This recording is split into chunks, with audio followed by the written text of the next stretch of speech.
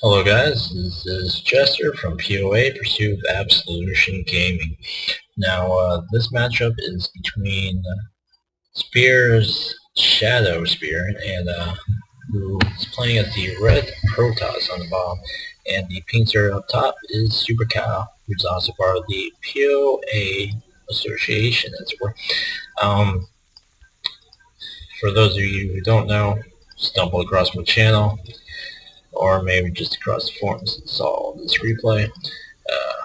POA is a community of gamers, small right now, but we're growing pretty steady. That's just dedicated to improving each other's play. Now, Shadowsphere, I'm trying to get him signed up, but I don't think he's signed up yet. Which is a real shame because he's going to miss out this my casting. Not that I provide the most entertaining casting, but I've been told I could give a little bit of insight into people's play. So, and frankly, I'm not doing this casting for my own ego, but I want to put it out there. I think this is something everyone should do when practicing with other people. They should cast each other's games because I think this is the best way to show what players are doing wrong and what they're doing right. It's by looking through someone else's eyes. Anyways, get a standard opening here. I believe we dropped that pylon at 9. We got gateway. I believe Kyle just dropped that at 13. It looks like. I think he got really early gas. I think he got earlier than 13, but he's about to drop his 12 pool. It's a decent opening. I would have preferred to see that 14 gas, 14 pool, to be honest. I've been playing that myself, and it's been pretty safe build, in my opinion, considering he is dropping that forge pretty fast.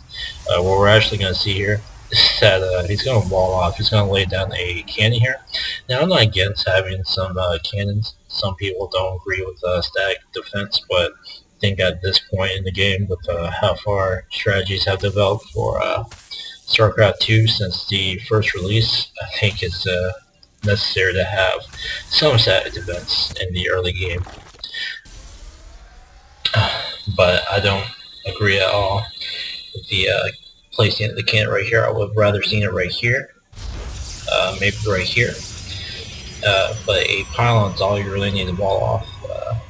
I don't know what Shadowsphere was thinking, but if he's going to wall off completely, like I said in like the 4th or 5th time I tried casting this game, because it's like my 6th run, I think he should have walled off here if he was going to wall off at all, which I don't agree with, to be frank.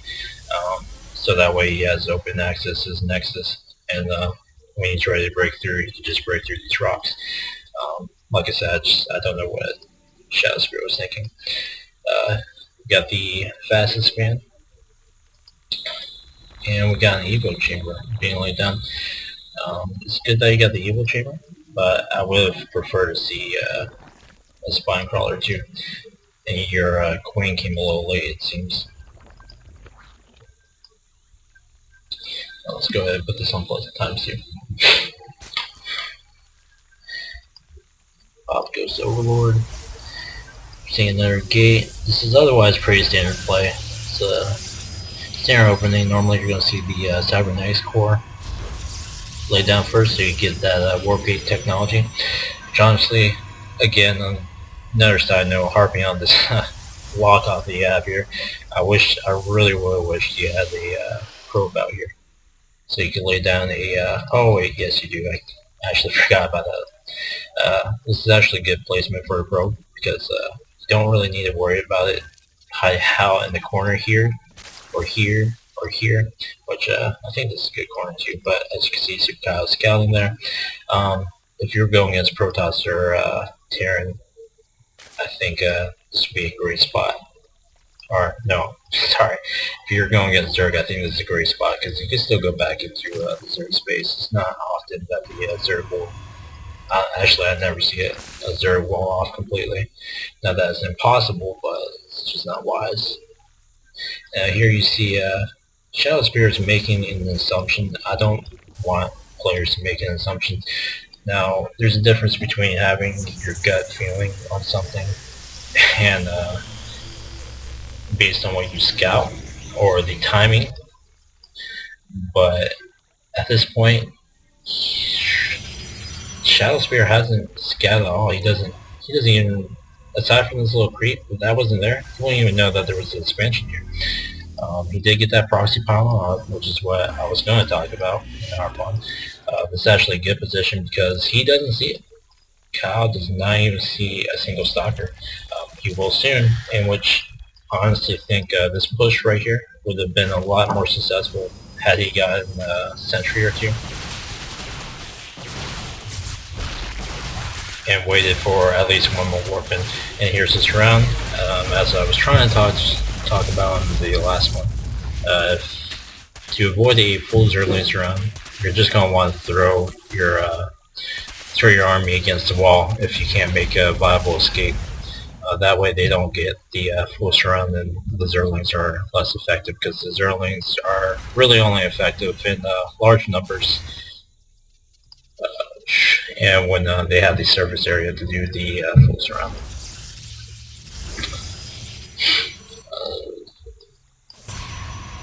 There's really not much to say or analyze. I really think Kyle should have went for a third, and I think Shadow should have went for a second. But as you can see, he was walled off. He would have had to, I don't know, probably build one of those war prisons to drop over here. Now he's getting 2 Stargates, which I actually don't know where you get war prisons. I'm not a Protoss player. I think you get it from the Stargate.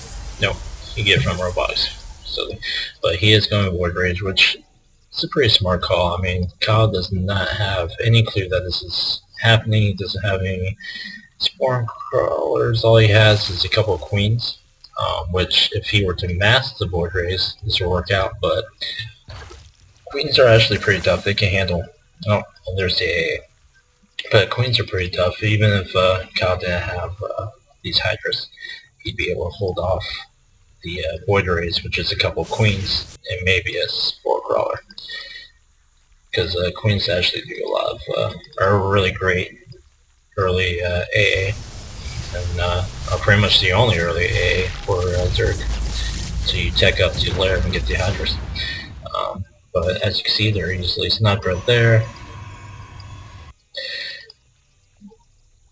Did tech up. I would like to see both these players teching up a little bit more. Would love to see both these players scouting, because you see, I call them lazy overlords. You're just not doing their job. I think Kyle should put his overlords over here in this crevice, over here, and occasionally run one in, because you want to do scouting like every minute and a half or 2 minutes. I'm not perfect at it, but it's something that you should keep in mind. As you can see here, his units are getting sniped. He has that vision from the Zerglings. Zerglings are running in, and this wall off just proved off to be really ineffective, and it really actually hurt Shadow more than it hurt Kyle, as you can see here. Shadowsphere not bothering to even fight against that. On the other hand, even if this game went up, Kyle's floating pretty high right now.